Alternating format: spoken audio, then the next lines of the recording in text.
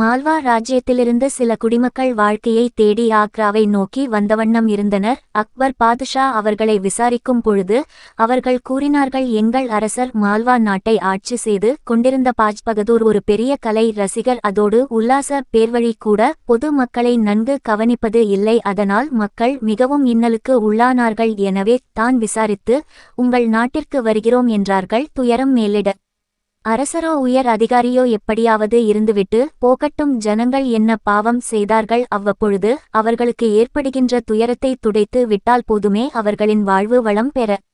உள்ளூரில் சில வைர வியாபாரிகளையும் அழைத்து பேசினார் பாதுஷா. மால்வா நாட்டில் மக்கள் படும் துன்பத்தை கதையைச் சொன்னார்கள் சக்கரவர்த்தியிடம். இதையெல்லாம் கேட்க கேட்க பாதுஷாவின் கண்கள் சிவந்தன. என்ன அரசனாய் இருப்பான் இவன், கலைக்காக மக்களை அவர்கள் படும் சித்திரவதையை கொஞ்சமும் பொருட்படுத்தாமல் தாம் ஒருவர் மட்டும் சொகுசாக வாழ்ந்து கொண்டிருப்பதால் கலை உள்ளம் உடையவர்கள் எவ்வளவு இரக்க சுபாவம் உடையவர்கள். ஆனால் அவரின் எண்ண ஓட்டத்தில் நாம் ஏன் மால்வாவை பிடிக்கக்கூடாது? மால்வா அவை ஜெயித்து முகாலய அரசுடன் சேர்த்துவிடலாம். இங்கு நமது மக்கள் என்ற முறையில் துன்பம் இல்லாமல் இருப்பார்கள் மால்வா மக்கள். எனவே மால்வா மீது படையெடுக்கவும் அதற்கான படைகளை திரட்டுவதற்காக உத்தரவிட்டார் சக்கரவர்த்தி. யாரை அனுப்பலாம்? பைராம் கான் உயிருடன் இருந்திருந்தால் அவரை அனுப்பியிருக்கலாம். தளபதியாக முகலாயர்களின் உண்மையான விசுவாசி, நலம் விரும்பி அவருக்கு பிறகு தோடர்மால் சம்சுதீன் காகான் மட்டுமே நம்பிக்கைக்குரியவர்கள். அவர்கள் இருவரை தவிர்த்து இந்த சிறிய நாட்டை பிடிக்க மாபெரும் வீரர்களான இவர்களை ஏன் அனுப்ப வேண்டும் என்று நினைத்து கொண்டிருக்கும் பொழுது உள்ளே நான் வரலாமா என அனுமதி கேட்டு நின்றார். அக்பரை சிறுவயது முதல் வளர்த்த வளர்ப்புத்தாய் மகம் அங்க சிப்பாய்கள் மூலம் உடனே வரச் சொல்லுங்கள் என்று பாதுஷாவிடமிருந்து கட்டளை பறந்தது. விரைந்து அக்பரை சந்தித்தார் மகம் அங்கா. மால்வா ராஜ்யத்திற்கு தளபதியாக தன் மகன் ஆதம்கானை அனுப்புங்கள் என்றார் பயந்து. ஏற்கனவே ஆதம் கானின் அதிகாரங்கள் பறிக்கப்பட்டிருந்தது. அவனது நடவடிக்கைகள் ஒன்று கூட அக்பரால் ஏற்றுக்கொள்ள முடியவில்லை. அதற்கு காரணம் முகலாய சக்கரவர்த்தியின் கீர்த்தியை கெடுக்க பலவிதங்களில் தன்னிச்சையாய் செயல்பட்டதே. இப்போது தன்னை பாலூட்டி சீராட்டி வளர்த்த தாய் வந்து மறுபடியும் நான் பெற்ற பிள்ளைக்கு ஒரு முக்கியத்துவம் கொடுங்கள் என்று மன்றாடுகிறார்கள். இது சாத்தியப்படுமா? யோசிக்க எனக்கு ஒரு நாள் அவகாசம் கொடுங்கள் என்று மட்டும் கூறி அப்போதைக்கு வளர்ப்பு தாயை அனுப்பி வைத்தார் பாதுஷா. அவரின் நீண்ட யோசனைகளை கலைத்தான் கோவேந்தன். நல்ல காலம் நீ வந்தாய், இல்லை என்றால் உன் நினைவே இல்லாமல் மழுங்க செய்திருப்பாள் மகம் அங்கா என்றார் பாதுஷா. கோவேந்தன் அடக்க ஒடுக்கமாக மிக பவ்யமாக நின்று கொண்டிருந்தான் சக்கரவர்த்தியின் கட்டளைக்காக. அரை நாழிகை பொழுதில் பாதுஷாவிடம் பேசிய பின் மிக வேகமாக வெளியேறினான். தமிழ்நாட்டைச் சேர்ந்த கோவேந்தன் ஆக்ராவில், அதுவும் பாதுஷாவின் நெருங்கி பேசுகிறான் என்றால் அவனுக்கு எப்படி இப்படிப்பட்ட முக்கியத்துவம் கிடைத்தது, அதுவும் முகலாயர் ஆட்சியில்? அக்பர் பாதுஷாவின் பரந்த மனப்பான்மையுடன் இந்துக்களுக்கு முக்கியத்துவம் கொடுத்தாலும் உடன் இருக்கும் முகலாயர்கள், அமைச்சர்கள், மதத் தலைவர்கள் இதற்கு ஒப்புக்கொள்ள வேண்டுமே. என்னதான் அப்பர் இந்துக்கள், ஜைனர்கள், கிறிஸ்தவர்களுக்கு முக்கியத்துவம் கொடுத்தாலும் அவ்வப்போது அவர்களை எதிர்த்து தான் வந்துள்ளார். இதற்கு கொஞ்சமும் செவி சாய்ப்பது இல்லை பாதுஷா. ஒரு நாள் இரவு அக்பர் மாறுவேடத்தில் ஆக்ரா கோட்டையில் இருந்து வெளியில் வந்தார். அவருடன் தொடர்ந்தார். 3ஆம் ஜாமம் ஆரம்பித்து அரை நாழிகை பொழுது ஆயிருக்கும் கோட்டையை காவல் காத்து கொண்டிருந்த சம்சுதீன் கான் சற்றே கண்ணயர்ந்து விட்டான். அப்போது 3-4 நபர்கள் அரண்மனை உள்ளே புக முற்பட்டு கொண்டிருந்தார்கள். அந்த இரவு மேலும் இருட்டாகி கருத்து இருந்தது. அந்த பிரதேசம் முழுவதும் எதிரில் இருப்பவர்கள் யார் என்று அவ்வளவு எளிதில் கண்டுபிடிக்க முடியாது. அவ்வளவு கருப்புக்கோட்டை முழுவதும் ஆங்காங்கு சுருக்கப்பட்டு இருந்து தீவட்டி வெளிச்சங்கள் அடங்கியிருந்தன. அப்போது 45 பெயர்களை கொண்டிருந்தான் ஒரு முரட்டு ஆசாமி. என்ன இப்படி போட்டு அடிக்கிறான் இந்த முரடன் என்று ஆவேசம் வந்தவராக அந்த களத்தில் இறங்க முற்பட்டார் பாதுஷா. அவர் இப்படித்தான் எதிலும் அவசரப்படுவார், எளிதில் உணர்ச்சி வசப்படுவார். துரிதமாக செயல்பட்டு முரடர்கள் ஒவ்வொருவரையும் வீழ்த்தி கொண்டிருந்த அந்த ஒருவன் மட்டும் தொடர்களின் கண்களுக்கு அவன் ஒரு சுத்த வீரன் என்பதை உணர்த்தி கொண்டிருக்கவே பாதுஷா களம் இறங்க வேண்டாம் என்று தடுத்து நிறுத்திவிட்டார். சிறிது நேரத்தில் அந்த 4 நபர்களையும் தன்னிடம் இருந்த இரும்பு சங்கிலியால் கட்டி விட்டான். எதிர்த்து போராடிக் கொண்டிருந்த அந்த ஒரே முரடன் நடந்ததா என்று ஜாட்டியால் தாக்கினான். அவர்களோ இப்படிப்பட்ட தவறை நாங்கள் இனி செய்ய மாட்டோம், அமைச்சர்களிடமும் தளபதிகளும் எங்களை காட்டிக் கொடுத்து விடாதீர்கள் என்று கெஞ்சிக் கொண்டிருந்தார்கள். அப்படியா சங்கதி, இப்படியே முட்டி போடுங்கள் விடியும் வரை என்றான் ஈவிரக்கம் சிறிதுமின்றி. அந்த நேரத்தில் பாதுஷாவின் தோடர்மாலும் அங்கு வந்து விட்டார்கள். தனித்து போராடிய இளைஞனை பார்த்து யாரப்பா நீ என்றார் பாதுஷா. ஐயா, நான் தமிழ்நாட்டைச் சேர்ந்தவன். ஆக்ராவில் குடியேறி 5 வருடங்கள் ஆகிவிட்டது. இரவில் நகர மக்களுக்கு பாதுகாப்பாக ஆங்காங்கு நடமாடுவேன். நீ என்ன அரசாங்கத்தில் பணிபுரிகிறாயா? அப்படியெல்லாம் ஒன்றுமில்லைங்க. எப்போதாவது இராணுவ அமைச்சரை சந்தித்தது உண்டா? அவரை பார்க்க சிப்பாய்கள் உள்ளே விட்டால் தானே என்றான் சலிப்புடன். தர்பார் கூடும்போது அவர்களை சந்திப்பது தானே. சரிதான் போங்க. எங்க சக்கரவர்த்தியை பார்ப்பது என்பது அவ்வளவு சுலபத்தில் நடக்கின்ற காரியமா என்ன? ஏம்பா அப்படி சொல்றே? பின்ன என்னங்க, எதற்கெடுத்தாலும் இங்கு லஞ்சம் கொடுத்தாகணும். யாருக்கு? யாருக்கா? சிப்பாய்களுக்கு தான் அந்த பணம் தலைமை காவலர் வரை செல்கிறதாம். யாருக்கு தெரியும், அந்த பணத்தில் ஒரு பங்கு இராணுவ அமைச்சருக்கு கூட போகலாம். டேய் என்று கோபமாய் அதட்டினார் மாறுவேடத்தில் இருக்கும் சக்கரவர்த்தி. என்ன இருந்தாலும் தம் அரசாங்கத்திலுள்ள அமைச்சரையே குறை கூறுகிறான் ஒரு சாதாரண மனிதன் என்று கேட்டு அவரின் முகம் சிவந்தது, அவரின் கண்களை வீசியது. அதற்குள் தோடர்மால் நிலைமையை சமாளித்து, ஏம்பா நாளை காலை வந்து தர்பாரில் சக்கரவர்த்தியை பார், இந்த இலட்சியனை காட்டிவிட்டு வா என்று கூறி வேகமாக நடந்தார். சக்கரவர்த்தியும் யோசனையுடன் நடந்தார் அவ்விடத்திலிருந்து. சக்கரவர்த்தி அரண்மனை திரும்பினார். இரவு முழுவதும் உறக்கம் இன்றி தவித்தார். நம் ராஜ்யத்தில் தவறு நடக்கிறதா? அப்படியென்றால் எல்லோருமே என்னை பார்த்து நடிக்கிறார்களா? இவர்களில் யார் உண்மையான விசுவாசிகள்? தோடர்மால் அட்காவும் சரி. பிறகு இவர்களைத் தவிர வேறு யார் உண்மை ஊழியர்கள்? அன்று இரவு வெகு நேரம் கழித்தே உறங்கினார். தினமும் அதிகாலையில் எழுந்திருக்கும் பழக்கமுடைய பாதுஷா மறுநாள் நீண்ட நேரம் கழித்தே விழித்தார். மறுநாள் காலை தர்பாரில் அமைச்சர்களான ராஜா தோடர்மால், ராஜாமான் சிங், பகவான்தாஸ், முராத், சுல்தான் க்வாஜா, ஷபாஜ்கான், ஷரிகான், பீர்பால் மற்றும் முதலமைச்சர்கள் ஷம்சுதீன் அட்கா கான் கூடியிருந்தனர். அக்பர் பாதுஷா தர்பாரில் நுழைந்ததும் அனைவரும் இடுப்பு வரை குனிந்து மும்முறை சலாம் விட்டனர். அவர்களின் வாயிலிருந்து முகலாயர்களுக்கு வெற்றி உண்டாகட்டும், பாதுஷாவுக்கு கீர்த்தியும் புகழும் பெருகுவதாக என்று வார்த்தை தடுமாற்றம் இன்றி வெளியில் வந்தது. விசாரணை ஆரம்பிக்கட்டும். பாதுஷாவின் உத்தரவு பிறந்ததும் திபுதிபுவென இரவு பிடிக்கப்பட்ட 4 திருடர்களையும் கையில் சங்கிலியால் பிணைக்கப்பட்டு இழுத்து வந்தார்கள். நீ எந்த ராஜ்யம்? அவன் அமைதியாக இருக்கவே பளீரென தன்னிடமிருந்த சவுக்கால் அடித்தான். இராணுவ அமைச்சர் பதவியில் இருந்த ஷபாஜ் கான் சவுக்கடி பொறுக்கமாட்டாமல், நாங்க மால்வா நாட்டவர்கள் என்றார்கள் ஒரே குரலில். அப்படியென்றால் அங்கிருந்து இங்கு வந்து எதற்கு திருட வந்தீர்கள்? பாதுஷாவிடமிருந்து கேள்விக்கணைகள் துளைத்தெடுத்தன. 4வரும் பாதுஷாவின் கால்களில் விழுந்தனர். இரும்பு சங்கிலி கழற்றிவிட்டு இருக்கவே அவர்கள் பாதுஷாவின் பாதங்களில் பணிய ஒரு வாய்ப்பு கிட்டியது. அவர்களில் ஒருவன் தொடர்ந்தான், சக்கரவர்த்தி அவர்களே, எங்கள் தேசம் ஆகிய மால்வா செழிப்பான தேசம்தான். ஆனால் என்று தயங்கினான். என்ன ஆனால்? எதுவானாலும் தயங்காமல் சொல் என்று பாதுஷாவின் கட்டளைக்கு கட்டுப்பட்டு பேச முற்பட்டான். எங்கள் அரசர் பாஜ் பகதூர் தான் சரியில்லை. என்ன என்று உடைவாளை உருவினான் இராணுவ அமைச்சர். ஷபாகான் சற்றுப்பொரு ஷபாகான் கூற வந்ததை அவன் கூறட்டும். ஆம் சக்கரவர்த்தி, எங்கள் ராஜா பகதூர் எப்போதும் பெண்வெறி பிடித்தவளாய் குடித்து கும்மாளமிட்டு கொண்டு சதாகாலமும் திரிகிறார். யாராவது எதையாவது சொல்லப்போனால் ராஜாவுக்கே புத்தி சொல்கிறாயா என நயப்புடைத்து விடுகிறார் குடிவெறியில். இதனால் நாங்கள் ஏழ்மையில் தள்ளப்பட்டோம். எனவே கூட்டம் கூட்டமாய் அடுத்த தேசத்திற்கு புகலிடம் தேடிப்போய்க் கொண்டிருக்கிறோம் என்றால் மற்றவர்களும் அதை ஆமோதிப்பது போல் பலமாய் தலையை ஆட்டினார்கள். சரி, உங்களை விடுதலை செய்தால் முகலாயர்களுக்கு விசுவாசமாக இருப்பீர்களா? பாதுஷாவின் வார்த்தையை கேட்டு அதிர்ந்தார்கள் அனைவரும். முகலாய சாம்ராஜ்யத்தின் சின்ன சிற்றரசர்கள் ஆள்வது போல சிறு இடம் கொடுத்தால் அதற்குள் இது மிகப்பெரிய ராஜ்யம் அல்லவா? இதில் கண்டவர்களை உள்ளே விடலாமா? அமைச்சரிடம் இருந்து பலமான எதிர்ப்பு கிளம்பியது. வறுமைக்காக திருடியவன் யார்? செல்வம் சேர்க்க திருடுபவன் யார் என தனக்கு நன்கு தெரியும். எனவே இவர்கள் 4வரையும் மன்னித்து நம் ராஜ்யத்தில் சேர்ப்பதோடு மல்லாமல் இராணுவத்தில் இவர்களை சேர்த்து கொள்ள உத்தரவிடுங்கள் என்றார் பாதுஷா. அப்போது அந்த 4 திருடர்களை கஷ்டப்பட்டு பிடித்து கொடுத்த வாலிபன் உள்ளே நுழைந்தான். அவன் உள்ளே தர்பாரில் காலடி எடுத்து வைத்ததும் அவன் தேஜஸை கண்டு அனைவரும் வியந்தனர்.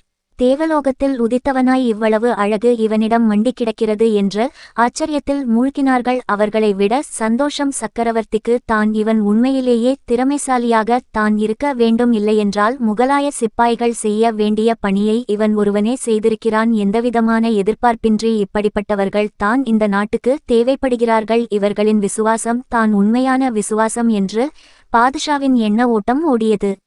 என்ன சொல்கிறீர்கள் என கேட்பது போல் அட்டிக்கா கானை பார்த்தார் பாதுஷா. மால்கான் சக்கரவர்த்தியின் மனதை புரிந்து கொண்டு இவரை பற்றி விசாரிக்க வேண்டும் என்றார். தேவையில்லை என்று தோடர் மாலிடமிருந்து பதில் வந்தது. மேலும் தொடர்ந்தார். கடந்த இரவு இவ்வளவு நற்செயலும் பாதுஷாவை தர்பாருக்கு வந்திருப்பார் என கூறினாலும் காலையிலேயே இவரை பற்றிய தகவல்களை சேகரித்து விட்டேன் என்றார். தமிழகத்தை சார்ந்த தொண்டைமண்டலம் இவரது ஊர். அக்பர் பாதுஷாவின் மீது இருவருக்கும் அளவு கடந்த பாசம். முகாலய படையில் சேர்ந்து பணியாற்ற வேண்டும் என்பது இவரது கனவு லட்சியம். இவர் பெயர் கோவேந்தன். கோவேந்தன் என இருமுறை பாதுஷாவின் வாயிலிருந்து வந்த வார்த்தையாலும் அச்சரம் பிசகாமல் தமிழ் பெயரை உச்சரித்தாலும் கோவேந்தன் கனவுலகில் சஞ்சரிக்க ஆரம்பித்துவிட்டான். பாதுஷா ஒரு பக்கம் சுறுசுறுப்பு என்றால் அவரிடம் இருக்கும் அமைச்சர் அவரை விட துரிதமாக செயல்படுகிறார். இல்லை என்றால் இப்பேற்பட்ட பெரிய ராஜ்யத்திற்கு சக்கரவர்த்தியாக இருக்க முடியுமா என்று அவனது சிந்தையில் ஓடியது. அவனது எண்ண ஓட்டத்தையும் லட்சியத்தையும் ராஜா தோடர்மால் மூலம் அறிந்து கொண்ட பாஜ்கவிற்கு மேலும் கோவேந்தனிடம் நம்பிக்கை பிறந்தது. பொதுவாகவே அக்பருக்கு முன் ஆட்சி புரிந்த அரசர்கள் யாரையும் அவ்வளவு எளிதில் நம்பிவிட மாட்டார்கள். அது பாரட்டும் அக்பரின் தந்தை ஹுமாயூன் ஆகட்டும், அதிலும் இந்துக்கள் மீது அவர்கள் அவநம்பிக்கையிலேயே இருந்துள்ளார்கள். ஆனால் அக்பர் பாதுஷா மட்டும் இதற்கெல்லாம் விதிவிலக்காய் திகழ்ந்தார். எழுத படிக்க மட்டும்தான் பாதுஷாவுக்கு தெரியாதே தவிர மற்றபடி காரியங்கள் ஆற்றுவதிலும் அவரை மிஞ்சுவது ஆளே இல்லை எனலாம். ஒரு மனிதனை பார்த்த உடனேயே ஏன் அவனது நிழலை வைத்து அவனை பற்றி கூறிவிடுவார். அவர் நல்லவனா கெட்டவனா என்று. பொதுவாக அவரது யூகமாகட்டும் சரி, அவர் போடும் எடையாகட்டும் சரி, இதுவரை பொய்த்தது இல்லை எனலாம். எதிலும் அவ்வளவு துல்லியமாக இருக்கும் இவரது நினைப்பு. நீண்ட யோசனைக்குப் பின் பாதுஷா உத்தரவு பிறப்பித்தார். இன்று முதல் கோவேந்தனுக்கு உதவி படை தளபதியாக்குகிறேன் என்றார். இதை கேட்ட அனைவரும் மலைத்தனர். சிலர் நேரடியாகவே முணுமுணுத்தனர். இருப்பினும் இது ஒரு பெரிய பதவி அல்லவா, எங்கிருந்தோ வந்த ஒருவனுக்கு, அதிலும் ஒரு இந்துவிற்கு, கேவலம் ஒரு தமிழனுக்கு முகலாய ராஜ்யத்தில் உதவி படைத்தளபதி யார்? கூடாது என்றால் முகலாயர்களின் இராணுவ அமைச்சர் ஷாஜகான். அவன் ஏற்கனவே இந்துக்களை அடக்கி வைத்திருந்தான்.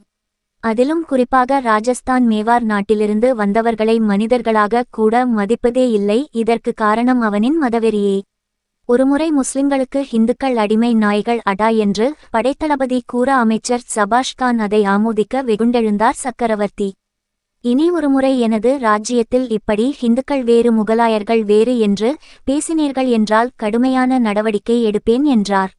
பாதுஷா மிகவும் கோபமாக, இப்படி அமைச்சர்களும் உயர் அதிகாரிகளும் மாறி மாறி இந்துக்களை தாக்கி பேசி பாதுஷாவின் திட்டு வாங்கினாலும் அது ஓரிரு தினங்கள் மட்டுமே நிலைக்கும். அதன்பின் பழைய குருடி கதவை திரடி என்ற பழமொழி தான். இப்படி பல எதிர்ப்புகள் இடையே கோவேந்தன் உதவி படை தளபதியாய் பதவியேற்றான். இவனுக்கு நிதியமைச்சர் ராஜா தோடர்மால், படைத்தளபதி ராஜா மான்சிங், இசைக்கலைஞர் தான்சேன் மற்றும் அன்பு பாராட்டி ஆதரவுக்கரம் நீட்டினர். ஆனாலும் முகம்மது ஷரிகான் பல மதத் தலைவர்கள் எதிர்த்தனர். அதன் விளைவு சாம்ராஜ்யம் தொடரும். தனது அன்பு மனைவி ருக்கையா பேகத்தின் அருகில் குத்துவாள் ஒன்று விழுந்ததும் அக்பரிடம் இந்த காதல் மோகம் எங்கேயோ பறந்தது. அவனை பிடியுங்கள் என்று கத்தியவாறு வெளியில் ஓடிவந்தார் பாதுஷா. பாதுஷாவின் குரல் கேட்டு அனைத்து சிப்பாய்களும் மூலைக்கு ஒருவராய் ஓடினார்கள் குத்துவாள் எறிந்தவனை பிடிக்க. அந்தப்புரத்திற்குள் நுழைந்ததோட அல்லாமல் எவ்வளவு தைரியம் இருந்தால் சக்கரவர்த்தி இருக்கும் பொழுது அவர் மனைவியின் மீது குத்துவாளை வீசுவான்? எதிரி அந்தப்புரத்தில் உள்ளே நுழைகிறார் என்றால் பாதுகாவலர்கள் அந்தப்புர சிப்பாய்கள் என்ன செய்து கொண்டிருந்தார்கள்? நினைப்பதற்கே வெட்கமாயிருந்தது பாதுஷாவுக்கு. அந்தப்புரத்து பெண்களை பாதுகாக்க முடியாத நாம் எப்படி இந்துஸ்தானிய மக்களை காக்கப் போகிறோம் என்று வேதனைப்பட்டார். குத்துவாளை வீசியவன் என்ன சாமானியமானவனாகவா இருப்பான்? சிப்பாய்களின் கைகளில் அகப்பட்டு மடிய. அன்று இரவு 3ஆம் ஜாமம் துவங்கியிருக்கும் பாதுஷாவிற்கு தூக்கமே வரவில்லை. எப்படி வரும்? முகலாயர்களின் ஆட்சியில் அந்தப்புற பகுதிகளுக்கு பாதுகாப்பு இல்லை என்கிற போது பொண்ணுக்கும் பொருளுக்கும் இவன் ஆசைப்பட்டு வந்ததாய் தெரியவில்லை. குத்துவாள் வீசியவனுடைய செய்கை எச்சரிக்கை விடுபவனாகத்தான் இருந்துள்ளது.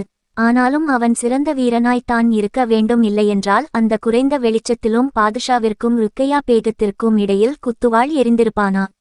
அக்பருக்கு இதுவரை எதிரிகள் அந்தப்புரத்தில் இல்லை என்றுதான் அவர் நினைத்திருந்தார். ஆனால் இப்போது வந்து விட்டானே அந்த எதிரி, அதிலும் கோட்டைக்குள்ளேயே. இன்னும் சொல்லப்போனால் அந்தப்புர அரண்மனைக்குள்ளேயே. எவ்வளவு நெஞ்சழுத்தம் இருந்தால் பாதுஷாவின் மனைவின்னும் பார்க்காமல் குத்துவாளை எரிந்திருப்பான் அந்த முரடன். அவன் ஏன் அவ்வாறு செய்தான்? எதிர்ப்பு என்றால் அவன் நம்மிடம் தானே காட்ட வேண்டும். அதை விடுத்து ஒரு பேடியைப் போல அந்தப்புற பெண்கள் மீது அவன் வீரத்தை காட்ட வேண்டுமா? இப்படி எத்தனையோ எண்ண ஓட்டத்தில் பொழுது புலர்ந்தது. இரவு முழுவதும் சிறிதும் கண்ணையறவில்லை என்பதன் அறிகுறியாக எல்லோரிடத்தும் கடிந்து பேசினார். அவர் அப்படித்தான் எப்போதும் எதையும் நிதானமாக முடிவு எடுக்க மாட்டார். ஆனால் எடுக்கும் அவரின் அத்தனை முடிவுகளும் மிகச் சரியாக இருக்கும். இது அவர் வணங்கும் அல்லாவின் கருணையாக கூட இருக்கலாம். அவர் எப்போதும் எங்கிருந்தாலும் 5 வேளையும் தொழும் மனிதர் ஆயிற்றே. எல்லாம் வல்ல இறைவன் கருணை ஒன்று மட்டும் இருந்தால் இந்த உலகத்தையே அடிபணிய வைப்பேன் என்பார். அப்போது அவரின் கண்கள் 2 நெருப்பு துண்டுகளாக சிவந்திருக்கும். அன்று வந்த 2-3 நீதி விசாரணைகளை வெகு சீக்கிரத்தில் முடித்துவிட்டு திரும்பவும் தன் மாளிகைக்கு புறப்பட்டார். அப்போது அவரை பார்க்க கோவேந்தன் காத்திருந்தான். தர்பார் நடக்கும்போது எப்படிப்பட்டவர் களையும் முகலாய சாம்ராஜ்யத்தில், அதிலும் குறிப்பாக அக்பர் சாம்ராஜ்யத்தில் உள்ளே போக அனுமதி கிடையாது. இது அவரின் தாத்தா பாபரின் காலத்திலிருந்தே தொடர்கிறது. பாதுஷாவுக்கு வணக்கம் செலுத்திய கோவேந்தன் ஷாவிடம் ஒரு நாழிகை பொழுது பேச வேண்டும் என்று அனுமதி கேட்டான். எனக்கு இப்போது பேசவும் விவாதிக்கவும் உடம்பு ஒத்துழைக்காது. வேண்டுமானால் ஒன்று செய். இன்று இரவு 2ஆம் ஜாமம் துவக்கத்தில் என்னை வந்து பார் என்றார். மிக வேகமாக நடந்தவாறே பின்னால் வந்த சிப்பாய்கள் ஓட்டமும் நடையுமாய் பாதுஷாவை பின்தொடர்ந்தார்கள். நேராக மஞ்சத்தின் திண்டில் சாய்ந்து லேசாக கண்ணயர்ந்தார் பாதுஷா. அவர் உறங்குவதை பார்த்தால் இப்போதைக்கு எழுந்து இருப்பதாய் காணோம். மஞ்சத்தில் இருந்த பாதுஷா எழுந்து விட்டாரா இல்லையா என சேவகர்கள் அரை நாழிகைக்கு ஒருமுறை எட்டி பார்த்த வண்ணமே இருந்தனர். காரணம், உணவுக்காக அனைவருமே காத்திருந்தார்கள். சரியாக ஒரு ஜாமத்திற்கு பிறகு எழுந்தார் சக்கரவர்த்தி. எழுந்தவர் உணவு உண்ணும் மாளிகைக்கு மிக வேகமாக நடந்தார். அப்போதுதான் அனைவரும் ஆங்காங்கே ஓடிவந்து தம் தம் இருக்கையில் அமர்ந்தனர். உணவு அனைவருக்கும் பரிமாறப்பட்டு திருப்தியாக உண்டனர். சக்கரவர்த்தியின் முகம் குதூகலமாக இருப்பதாக தோன்றவில்லை. இது நெருங்கி பழகும் இருவருக்கு மட்டுமே தெரிந்தது.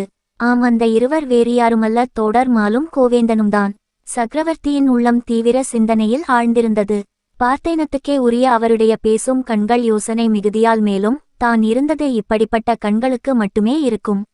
அவர் பலத்த யோசனையில் சற்றே தலையை திருப்பும் போதெல்லாம் தலைப்பாகையில் வைக்கப்பட்டிருந்த வைரங்கள் வண்ணங்களை வாரி இறைத்தது. அவரின் முகத்துக்கு தனி சோபையை கொடுத்தது.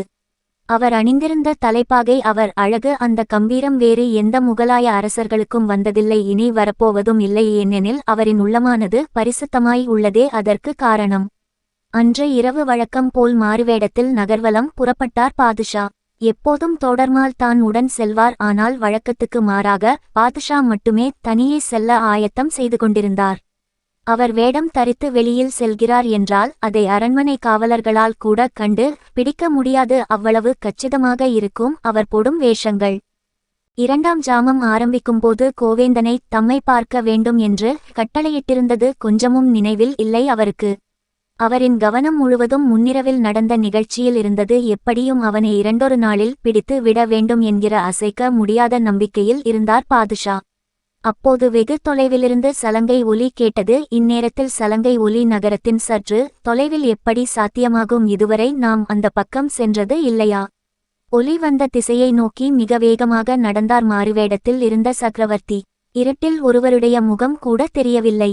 மாறுவேடத்தில் இருந்த பாதுஷா சலங்கை ஒலி வந்த திசையில் மிக வேகமாக ஓடினார். பிறகுதான் தெரிந்தது, நம் ராஜ்யத்தில் நடனம் பார்க்கக்கூட எவருக்கும் தெரியாமல் நகரின் ஒதுக்குப்புறத்தில் வீடு எடுத்து தற்காலிகமாக சுங்கம் வசூலிக்கும் சாவடி அமைத்து இசை என்கிற பெயரில் ஒரு சிலர் கொள்ளை அடித்து கொண்டிருக்கிறார்கள் என்று.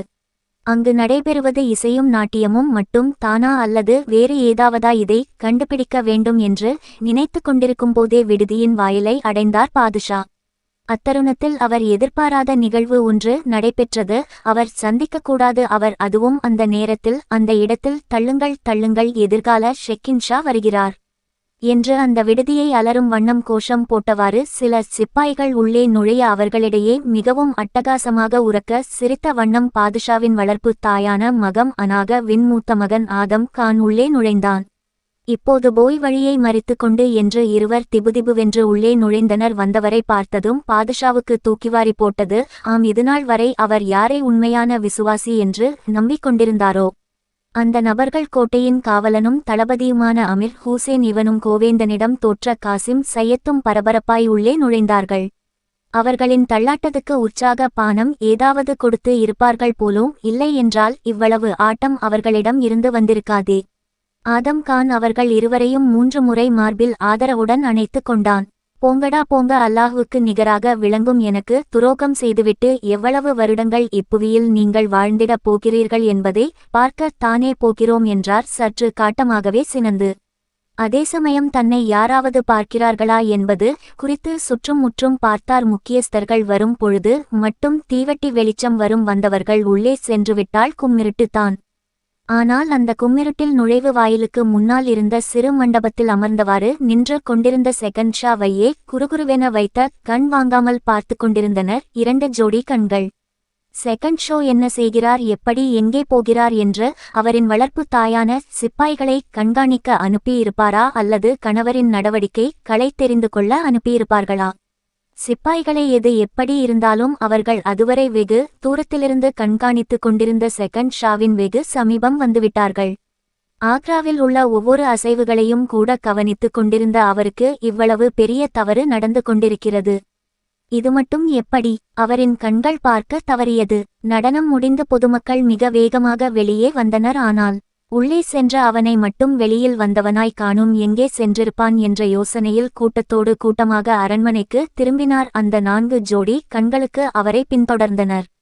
விசாலமான அந்த அறையின் நிலை கண்ணாடி முன்பாக குளித்து விட்டு வந்தவளின் அழகு பிம்பத்தை கண்டு ரசித்தான் கியாஸ்பானு. பொதுவாக முகலாயர்கள் ராஜ்யத்தில் கோஷா பெண்களின் நடனம் என்பதை ஆண்கள் ரசித்து பார்க்க அனுமதிக்கப்படமாட்டார்கள். அப்படியே ஏதாவது கேளிக்கை என வைத்தாலும் கபாலி பாடல்கள், இறைவன் துதி பாடல்களை மட்டுமே. ஆனால் பிரபல நடனமாது கியாஸ்பானு மட்டும் தன் அழகை ரசிக்க வாரி வழங்கிக் கொண்டிருந்தார். அரசாங்கத்திற்கு தெரியாமல் அவளின் பின்புறமாக அழகிய கண்கள் சற்று எட்டவே நின்று அவள் ஈடு இணையற்ற எழிலில் தன் மனதை பறிகொடுத்து நீண்ட நேரம் சிந்தனையில் நின்றான். அவன் கால்கள் அப்படி ஒன்றும் அதிக நேரம் நிற்க அனுமதிக்கவில்லை. அந்த பூவிதழ் மாதுவின் சிந்தையை அள்ளும் கவர்ச்சி வளைவுகள் திடீரென வீசப்பட்ட காற்றில் வெகு தொலைவில் சுற்றி வைக்கப்பட்டிருந்த அறையின் வெளிச்சத்தில் முதுகை மட்டும் பார்த்த பொழுது அவளது மாயவலையில் அறிவு கனவேகத்தில் கவர்ந்து கொண்டது என உறுதியாகிவிட்டது. 2ஆம் ஜாமம் ஆரம்பிக்கும்போது கோவேந்தனை தம்மை பார்க்க வேண்டும் என்று கட்டளையிட்டிருந்தது கொஞ்சமும் நினைவில் இல்லை அவருக்கு. அவரின் கவனம் முழுவதும் முன்னிரவில் நடந்த நிகழ்ச்சியில் இருந்தது. எப்படியும் அவனை 2 நாளில் பிடித்து விட வேண்டும் என்கிற அசைக்க முடியாத நம்பிக்கையில் இருந்தார் பாதுஷா. அப்போது வெகு தொலைவிலிருந்து சலங்கை ஒலி கேட்டது. இந்நேரத்தில் சலங்கை ஒலி நகரத்தின் சற்று தொலைவில் எப்படி சாத்தியமாகும்? இதுவரை நாம் அந்த பக்கம் சென்றது இல்லையா? ஒலி வந்த திசையை நோக்கி மிக வேகமாக நடந்தார் மாறுவேடத்தில் இருந்த சக்கரவர்த்தி. இருட்டில் ஒருவருடைய முகம் கூட தெரியவில்லை. மாறுவேடத்தில் இருந்த பாதுஷா சலங்கை ஒலி வந்த திசையில் மிக வேகமாக ஓடினார். பிறகுதான் தெரிந்தது, நம் ராஜ்யத்தில் நடனம் பார்க்கக்கூட எவருக்கும் தெரியாமல் நகரின் ஒதுக்குப்புறத்தில் வீடு எடுத்து தற்காலிகமாக சுங்கம் வசூலிக்கும் சாவடி அமைத்து இசை என்கிற பெயரில் ஒரு சிலர் கொள்ளை அடித்து கொண்டிருக்கிறார்கள் என்று. அங்கு நடைபெறுவது இசையும் நாட்டியமும் மட்டும் தானா அல்லது வேறு ஏதாவதா? இதை கண்டுபிடிக்க வேண்டும் என்று நினைத்து கொண்டிருக்கும் போதே விடுதியின் வாயிலை அடைந்தார் பாதுஷா. அத்தருணத்தில் அவர் எதிர்பாராத நிகழ்வு ஒன்று நடைபெற்றது. அவர் சந்திக்கக்கூடாது அவர். அதுவும் அந்த நேரத்தில் அந்த இடத்தில். தள்ளுங்கள் தள்ளுங்கள், எதிர்கால ஷெக்கின்ஷா வருகிறார் என்று அந்த விடுதியை அலரும் வண்ணம் கோஷம் போட்டவாறு சில சிப்பாய்கள் உள்ளே நுழைய அவர்களிடையே மிகவும் அட்டகாசமாக உரக்க சிரித்த வண்ணம் பாதுஷாவின் வளர்ப்பு தாயான மகம் அனாக வின் மூத்த மகன் ஆதம் கான் உள்ளே நுழைந்தான். இப்போது போய் வழியை மறித்து கொண்டு என்று இருவர் திபுதிபுவென்று உள்ளே நுழைந்தனர். வந்தவரை பார்த்ததும் பாதுஷாவுக்கு தூக்கிவாரி போட்டது. ஆம், இதுநாள் வரை அவர் யாரை உண்மையான விசுவாசி என்று நம்பிக்கொண்டிருந்தாரோ அந்த நபர்கள் கோட்டையின் காவலனும் தளபதியுமான அமீர் ஹூசேன். இவனும் கோவேந்தனிடம் தோற்ற காசிம் சையத்தும் பரபரப்பாய் உள்ளே நுழைந்தார்கள். அவர்களின் தள்ளாட்டத்துக்கு உற்சாக பானம் ஏதாவது கொடுத்து இருப்பார்கள் போலும். இல்லை என்றால் இவ்வளவு ஆட்டம் அவர்களிடம் இருந்து வந்திருக்காதே. ஆதம் கான் அவர்கள் இருவரையும் 3 முறை மார்பில் ஆதரவுடன் அணைத்து கொண்டான். போங்கடா போங்க, அல்லாஹுவுக்கு நிகராக விளங்கும் எனக்கு துரோகம் செய்துவிட்டு எவ்வளவு வருடங்கள் இப்புவியில் நீங்கள் வாழ்ந்திடப் போகிறீர்கள் என்பதை பார்க்க தானே போகிறோம் என்றார் சற்று காட்டமாகவே சினந்து. அதே சமயம் தன்னை யாராவது பார்க்கிறார்களா என்பது குறித்து சுற்றும் முற்றும் பார்த்தார். முக்கியஸ்தர்கள் வரும் பொழுது மட்டும் தீவட்டி வெளிச்சம் வரும். வந்தவர்கள் உள்ளே சென்றுவிட்டால் கும்மிருட்டுத்தான். ஆனால் அந்த கும்மிருட்டில் நுழைவு வாயிலுக்கு முன்னால் இருந்த சிறு மண்டபத்தில் அமர்ந்தவாறு நின்று கொண்டிருந்த செகண்ட் ஷாவையே குறுகுறுவென வைத்த கண் வாங்காமல் பார்த்து கொண்டிருந்தனர் 2 ஜோடி கண்கள். செகண்ட் ஷோ என்ன செய்கிறார், எப்படி, எங்கே போகிறார் என்று அவரின் வளர்ப்பு தாயான சிப்பாய்களை கண்காணிக்க அனுப்பியிருப்பாரா அல்லது கணவரின் நடவடிக்கைகளை தெரிந்து கொள்ள அனுப்பியிருப்பார்களா? சிப்பாய்களை எது எப்படி இருந்தாலும் அவர்கள் அதுவரை வெகு தூரத்திலிருந்து கண்காணித்து கொண்டிருந்த செகண்ட் ஷாவின் வெகு சமீபம் வந்துவிட்டார்கள். ஆக்ராவில் உள்ள ஒவ்வொரு அசைவுகளையும் கூட கவனித்துக் கொண்டிருந்த அவருக்கு இவ்வளவு பெரிய தவறு நடந்து கொண்டிருக்கிறது. இது மட்டும் எப்படி? அவரின் கண்கள் பார்க்க தவறியது. நடனம் முடிந்து பொதுமக்கள் மிக வேகமாக வெளியே வந்தனர். ஆனால் உள்ளே சென்ற அவனை மட்டும் வெளியில் வந்தவனாய் காணும். எங்கே சென்றிருப்பான் என்ற யோசனையில் கூட்டத்தோடு கூட்டமாக அரண்மனைக்கு திரும்பினார். அந்த 4 ஜோடி கண்களுக்கு அவரை பின்தொடர்ந்தனர். விசாலமான அந்த அறையின் நிலை கண்ணாடி முன்பாக குளித்து விட்டு வந்தவளின் அழகு பிம்பத்தை கண்டு ரசித்தான் கியாஸ்பானு. பொதுவாக முகலாயர்கள் ராஜ்யத்தில் கோஷா பெண்களின் நடனம் என்பதை ஆண்கள் ரசித்து பார்க்க அனுமதிக்கப்படமாட்டார்கள். அப்படியே ஏதாவது கேளிக்கை என வைத்தாலும் கபாலி பாடல்கள், இறைவன் துதி பாடல்களை மட்டுமே. ஆனால் பிரபல நடனமாது கியாஸ்பானு மட்டும் தன் அழகை ரசிக்க வாரி வழங்கிக் கொண்டிருந்தார். அரசாங்கத்திற்கு தெரியாமல் அவளின் பின்புறமாக அழகிய கண்கள் சற்று எட்டவே நின்று அவள் ஈடு இணையற்ற எழிலில் தன் மனதை பறிகொடுத்து நீண்ட நேரம் சிந்தனையில் நின்றான். அவன் கால்கள் அப்படி ஒன்றும் அதிக நேரம் நிற்க அனுமதிக்கவில்லை. அந்த பூவிதழ் மாதுவின் சிந்தையை அள்ளும் கவர்ச்சி வளைவுகள் திடீரென வீசப்பட்ட காற்றில் வெகு தொலைவில் சுற்றி வைக்கப்பட்டிருந்த அறையின் வெளிச்சத்தில் முதுகை மட்டும் பார்த்த பொழுது அவளது மாயவலையில் அறிவு கனவேகத்தில் கவர்ந்து கொண்டது என உறுதியாகிவிட்டது. இத்தனைக்கும் அணிந்திருந்தது ஒரு சாதாரண வெல்வெட்டு வெண்மை ஆடை தான். ஆனால் அவளின் அங்கமெல்லாம் தங்கமாய் அல்லவா மின்னிக் கொண்டிருந்தது. அவசரமாக நீராடிவிட்டு வந்ததினால் ஈரமான கூந்தலில் பின்னல் போட்டு இருந்தாள். ஆனால் நான் எவருக்குமே அடங்க மாட்டேன் என்று கூறும் விலங்கினைப் போல் கூந்தல் மிக அதிகமாக விரிந்து கிடந்தது. விரிந்த பகுதியில் எழுதப்பட்டிருந்தது வெள்ளை ரோஜா. குடிபோதையில் இருந்த ஆதம் கான் பார்வை மிக வேகமாக நெருங்கினான். அவளை வேகமாக அணைத்ததால் அவளின் உடல் குலுங்கியது. அவள் தோளை பிடித்து தனக்காக திருப்பி அவளது இடையில் தன் வலது கையை கொடுத்து அவளை மீண்டும் ஒரு முறை உலுக்கினான். அவளது பெரிய மையிட்ட கண்கள் ஒரு வினாடி அவனது கண்களுடன் உறவாடின. கண்கள் படபடத்தன. பிறகு அவளின் பவள இதழ்கள் திறந்து அதற்கு தானே இப்படி உலுக்குகிறீர்கள் என்று கேட்டாள். ஆம் என்றான் ஆதம்கான். சரி வாருங்கள் போகலாம் என கூறி அவனை தம் மாதுளம்பழ மொட்டுகள் மீது அவனை சாய்த்துக்கொண்டு பள்ளி அறை நோக்கி நடந்தாள். ஆதம் கானும் மந்திரித்து விட்டவனாக அவள் ஸ்பரிசத்தில் தவழ்ந்து கிடந்தான். அதன்பின் அங்கே வெளிச்சத்திற்கு வேலை என்ன என்பது போல காணாமல் போனது. இருட்டு நிலா மங்கைக்கு அன்று இரவு ஒரு நாள் மட்டும் விடுப்பு கொடுத்திருந்தான் இருட்டு தேவன். செகண்ட் ஷா அரண்மனையில் பின் தொடர்ந்து அவர் உள்ளே நுழைந்ததும் மீண்டும் அந்த நபர்கள் நடனம் நடைபெற்ற அதே விடுதிக்கு வந்தனர்.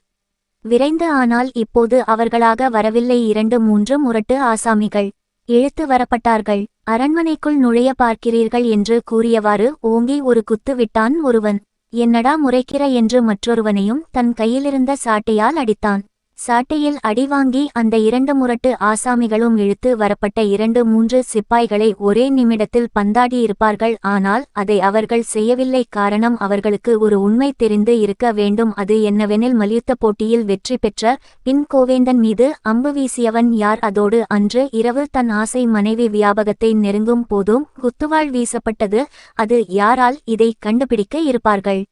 அந்த 2 ஜோடி கண்களுக்கு சொந்தக்காரர்கள் யார்? அக்பர் பாதுஷா கோட்டை வரை பின்தொடர்ந்து அரண்மனைக்குள் அவர் போகும் வரை பார்த்துவிட்டு 2-3 முரட்டு ஆசாமிகளிடம் மாற்றிக்கொண்ட அந்த இருவர் யார்? சாம்ராஜ்யம் தொடரும். சக்கரவர்த்தி அக்பர் அன்று இரவு நன்கு உறங்கினார். விடியற்காலை 4 மணிக்கெல்லாம் எழுந்து விடும் பழக்கம் அவரிடம் இருந்தது. எவ்வளவு தான் உடல் உபாதையாக இருந்தாலும், போர்க்களத்திலேயே கூட இருந்தாலும் முகலாய சம்பிரதாயப்படி அவர் 5 வேளை தொழுவது தவறுவதே இல்லை. முஸ்லிம் அரசர்களில் இவரை போல் ஒழுங்காக ஒரு வேளை தவறாமல் தொழுகையில் ஈடுபட்டது என்பது சரித்திரம் அறியாத ஒன்று. ஏன் பாபர், ஹிமாயுன் அவர்களின் மூதாதையர்கள் என்று பார்த்தால் இந்த அளவுக்கு பக்தி இருந்ததாக தெரியவில்லை. மறுநாள் புனித ரமலானின் மாதம். பாதுஷா 30 நாளும் நோன்பு இருப்பது வழக்கம். யார் என்ன சொன்னாலும் அவர் உயிர் மூச்சு இருக்கும் வரை நோன்பு இருக்க வேண்டும் என்று நினைத்துள்ளார். இந்த நோன்பை பற்றியும் அதன் மகத்துவத்தை பற்றியும் மிக அற்புதமாக பல ஹஜ்ரத்கள் கூற கேட்டுள்ளார். புனித ரமலானின் 30 நாளும் நோன்பு ஒவ்வொரு முகமதியரும் கடைபிடிக்க வேண்டும் என்று கட்டளையிட்டுள்ளார். ராஜாங்கத்தில் அப்போது 5 பாக்கியங்கள் கிடைக்கும் என்கிறார். முதலாவது, நோன்பாளியின் வாய்வா அல்லாஹித்த ஆலாவிடம் கஸ்தூரியை விட அதிக நறுமணமுள்ளதாக இருப்பது. இரண்டாவது, நோன்பாளிகள் நோன்பு திறக்கும் வரை கடலில் உள்ள மீன்கள் அவர்களுக்காக மன்னிப்பு தேடுவது. மூன்றாவது, அவர்களுக்காக ஒவ்வொரு நாளும் சொர்க்கம் அலங்கரிக்கப்படுவது. அந்த சொர்க்கத்திடம், என்னுடைய நல்லடியார்கள் உலகத் துன்பங்களை தூக்கி எறிந்து விட்டு விரைவில் உன்னிடம் வரவிருக்கிறார்கள் என்று அல்லாஹித்த ஆலா கூறுவது. 4வது, அட்டூழியம் புரியும் சைத்தான்கள் அந்த மாதத்தில் எந்தெந்த தீமைகளில் பிரவேசித்தனவோ அவ்விதமான தீமைகளில் ரமலான் மாதத்தில் பிரவேசிக்க முடிவதில்லை. கடைசி இரவில் நோன்பாளிகளுக்கு மன்னிப்பு வழங்கப்படுகின்றது என 5 பாக்கியங்கள் என ரசூலுல்லாஹி ஸல்லல்லாஹு அலைஹி வஸல்லம் அவர்கள் அருளியுள்ளதை எடுத்துரைக்கிறார் அக்பர். சொற்பொழிவு முடிந்தபின் பாதுஷா முன்னிரவு சம்பவங்களை பற்றி சிறிதும் கவலைப்படாமல் மளமளவென்று பல காரியங்கள் ஆற்றினார். காலை 11 மணியளவில் தர்பார் கூடியது. தர்பாரில் அமைச்சர்கள் தோடர்மால், ராஜா மான்சிங், பகவான்தாஸ், முராத், சுல்தான் க்வாஜா, ஷபாஷ்கான், ஷரீப்கான், பீர்பால் போன்றவர்களும் வந்து அமர்ந்துவிட்டார்கள். ஆனால் கோட்டையின் காவலனும் படைத்தளபதிகளுள் ஒருவருமான அமீர் ஹுசேனும் இன்னொரு படை தளபதியுமான ஆதாம்கானையும் இன்னும் காணோம். அவன் முன் இரவிலிருந்து எங்குச் சென்றான் என்று அவளின் தாய் மகம் அனகா மிகவும் கவலையும் ஆவேசமும் பட்டுக்கொண்டிருந்தாள். காரணம், அவனின் நடவடிக்கைகள் கொஞ்சமும் சரியில்லை என்று அடிக்கடி ஆதம்கானை பற்றி மிகவும் இழிவாக செகண்ட்ஷா பேசி வருவது அவர்களுக்கு சிறிதும் பிடிக்கவில்லை. முரடனான ஆதம்கான் எப்போது என்ன செய்வான் என்று யாருக்குமே தெரியாது. அவனிடம் வீரம் இருந்து என்ன பயன்? அதோடு அவனிடம் விவேகம் இல்லையே, அனைவரிடமும் நன்கு பழக தெரியவில்லையே என்று அடிக்கடி அவனின் தாய் ஆதங்கப்பட்டு கொண்டிருந்தாள். அவனிடமிருந்த முரட்டுத்தனமே அவனை அழித்து விடுமோ என்று மனம் கலங்கினாள் அவனின் தாய் மகம் அனகா. சக்கரவர்த்தி வருகிறார். பராக், இஸ்லாமிய காப்பாளர், இறைவனின் நிழல், அபுல் இ ஃபதே ஜலாலுத்தீன் முகம்மது அக்பர் பாட்ஷாகாஜி அவர்கள் வந்து கொண்டிருக்கிறார் என்றான் சத்தமாக. அக்பரின் அந்தரங்க காப்பாளன். அப்போது தர்பாருக்கு வேகமாக வந்து அமர்ந்தார் பாதுஷா. வெல்வெட் துணியால் மிக நேர்த்தியாக நெய்யப்பட்டு 2-3 விரற்கடைக்கு இடைவெளியில் வைரம் பதித்ததினால் ஏற்பட்ட பளிர் ஒளி கௌசியா அங்கியின் சிறப்பை மேலும் பொலிவுறச் செய்து கொண்டிருந்தது. அதுவே அவருக்கு தனிசோப்பையை அள்ளித்தந்தது. தர்பாரில் அன்று அனைவரிடமும் விவாதித்தது மால்வா நாட்டின் மீது போர் தொடுக்கலாமா வேண்டாமா என்பதே. ஒவ்வொருவரும் ஒவ்வொரு கருத்தை கூறினார்கள். ஆனால் பாதுஷாவின் கண்கள் மட்டும் யாரையோ தேடி அங்கும் இங்கும் அலைந்து கொண்டிருந்தன. யாருமே புனித ரமலான் மாதத்தில் போர் தொடுப்பதை விரும்பவில்லை. எனவே மால்வா நாட்டின் மீது இன்னும் 2 மாதம் கழித்து போரை வைத்துக் கொள்ளலாம் என முடிவெடுக்கப்பட்டு தர்பார் கலைந்தது. அப்போது வெளியில் அதுவரை காத்து கொண்டிருந்த கோவேந்தன் பாதுஷா எழுந்துவிடப் போகிறார் என்ற அவசரத்தில் வேகமாக உள்ளே நுழைந்தான். விடுதி வாயில் புறத்தில் இருட்டில் நின்றபோது என்னையே 2 ஜோடி கண்கள் நோட்டமிட்டு கொண்டிருக்க மின்னல் வேகத்தில் வந்த சிறு வெளிச்சத்தில் உங்கள் இருவரையும் கண்டுபிடித்தேன். என்னதான் மாறு வேடம் போட்டாலும் எப்படிப்பட்டவர்களையும் கண்களை வைத்தே பழகியவர்களை கண்டுபிடித்துவிடலாம். அவர்கள் யாரென்று என்றார் பாதுஷா. பாதுஷாவின் அறிவின் கூர்மையைக் கண்டு தோடர்மாலும் கோவேந்தனும் ஆச்சரியப்பட்டார்கள். பாதுஷா அனைத்து விஷயத்திலும் இவ்வளவு கெட்டிக்காரராக இருப்பார் என்று அவர்கள் இருவருமே எதிர்பாராத ஒன்று.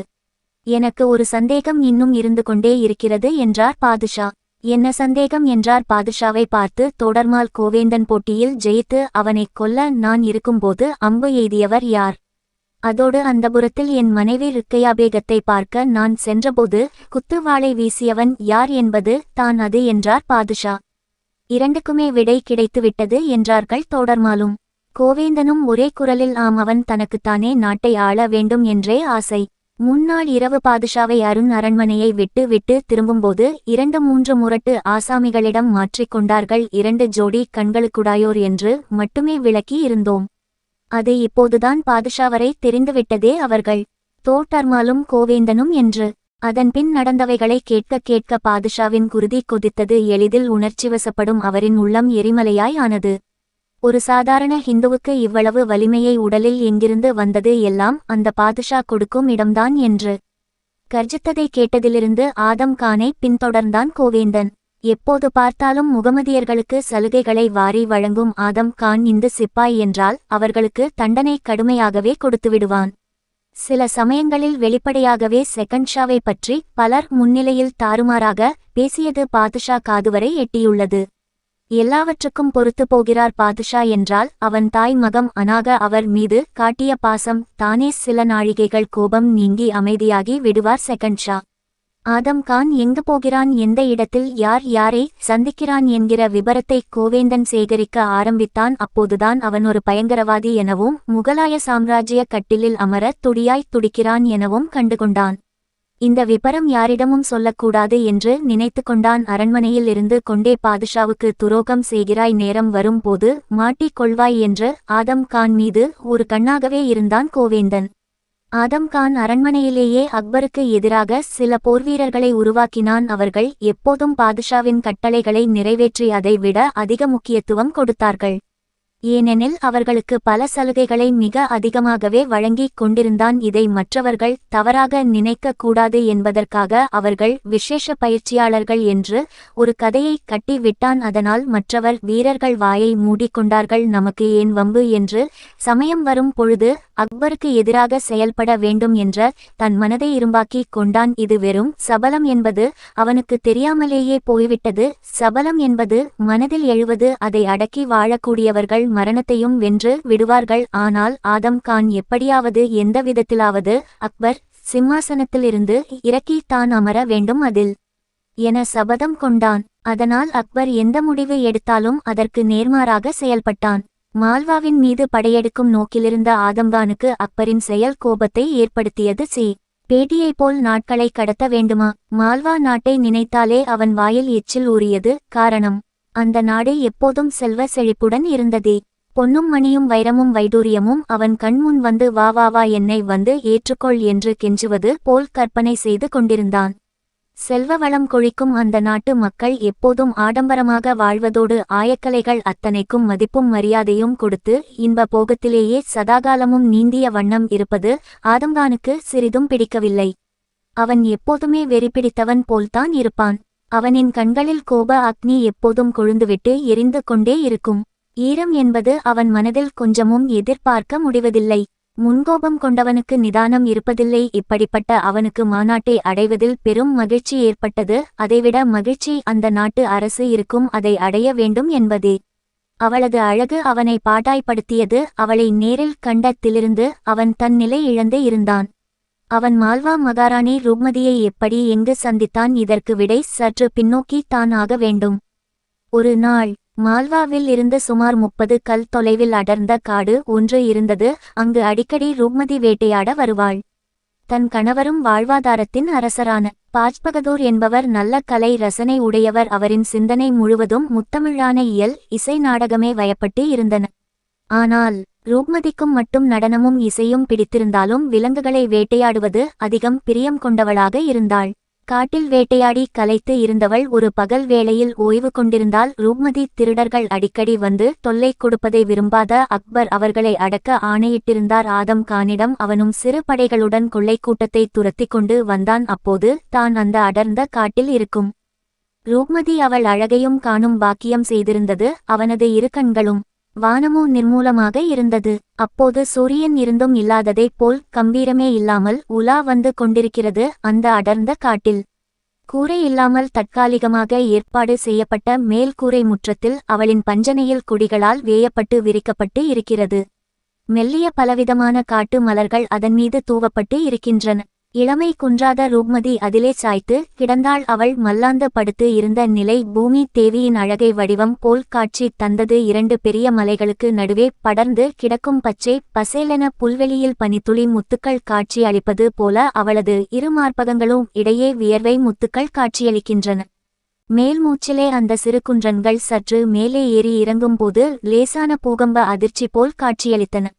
பளிங்கு சிலையாய் அவன் பள்ளி கொண்டிருக்கும் அழகு அலைந்து கொண்டிருந்த வேகமாய் வளர்ந்திருந்த கருங்கூந்தல் கோபுரம் வழியாக பாதம் வரை தொட்டுக்கொண்டிருந்த முடியின் அழகு காமதேவன் ஆண்களின் ரசனைக்காகவே ஏற்படுத்தப்பட்ட ஒன்றாகும். விலங்குகளை பாய்ந்து பாய்ந்து வேட்டையாடியதினால் காய்ந்து கிடந்த நெற்றை குங்குமம் சிவப்பு நிறம் கெடாத நிலையில் காட்சியளித்தது. சிலருக்கு அதுவே காம விளையாட்டில் இதில் அகம் கரைந்து இருக்கலாமோ என எண்ணவும் செய்வதாக இருந்தது. வெள்ளை பாத்திரத்தில் போடப்பட்ட உயர்வகை சிவப்பு திராட்சை போல் அவளின் இதழ்கள் காட்சியளித்தது. அவள் தரும் ஒரே முத்தத்தால் எந்த ஆடவனும் குளிர்ச்சியாகி கிறங்கி தான் போவான். அதற்கே காலம் முழுவதும் அவளுக்கு குற்றேவல் செய்து கிடப்பான். அவளின் இதழ்கள் இப்படியும் அப்படியும் நெளியும்போது கைதேர்ந்த ஆடவனின் காம விளையாட்டின் அனுபவ கிரந்தம் வாசிப்பதாய் இருந்தது.